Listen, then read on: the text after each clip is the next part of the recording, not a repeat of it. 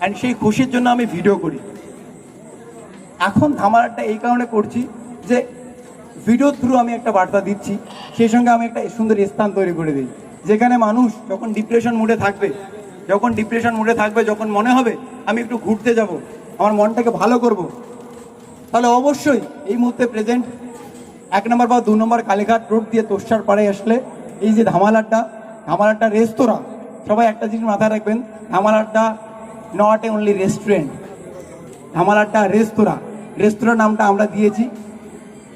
এই রেস্তোরাঁর নামটা আমার পার্সোনাল প্রিয়, আপনাদের সবার প্রিয় হওয়া দরকার, ধামালাটা রেস্তোরাঁ বা ধামালাটা খুশি হোক ঠিকানা। তো সেই নামে ধামালাটাকে চিনবেন, ডাকবেন, আমি খুব খুব খুশি হব। আর অবশ্যই কলিজার টুকরা ধামালাটা, এটা তো বলবেনই।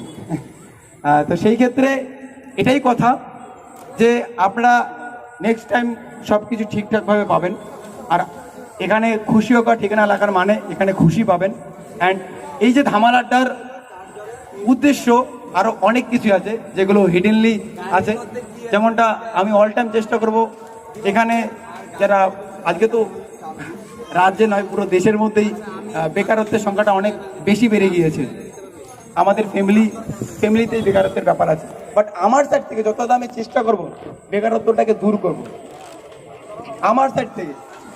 আমার বয়স মাত্র 30 থেকে 24 বছর বয়স, বাট আজকে শুধু না, আমি যেদিন প্ল্যান নিয়েছি যে আমি কিছু ধামাল করব, সেদিন থেকে প্ল্যান নিয়েছি আমি সত্যি ধামাল করব সব দিক দিয়ে।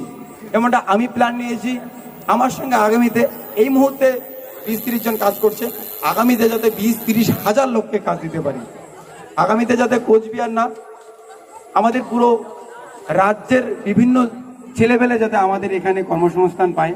এখান থেকে ধামালাটা জানি আরও বিভিন্ন জায়গায় যাবে। সে ওভারঅল মিলে যেন অবশ্যই অনেক ছেলেমেয়েদের বেকারত্ব জিনিসটা দূর হয়। আজকাল বেকারত্ব এমন একটা ডিপ্রেশন, যেটা বিশ্বাস করুন আমি ফিল করেছি, যেটা আমার বন্ধুরা ফিল করে, যারা ফিল করেছে তাদের অনেককে আমি আমার সঙ্গে টেনে নিয়েছি, এবং আগামীতেও হাজারো লোকের টানার চেষ্টায় থাকবো। ব্যাস আপনাদের এর জন্য সাপোর্ট দরকার। আরেকটা রূপ, 1 বছর পর আরেকটা রূপ, এক কথায় পুরো হুলিয়া থবরা চেঞ্জ করার কথা আছে। আমরা কি বয়স হলে পূর্ণ হয়ে যায়, বাট ধামালাটা নতুন হবে।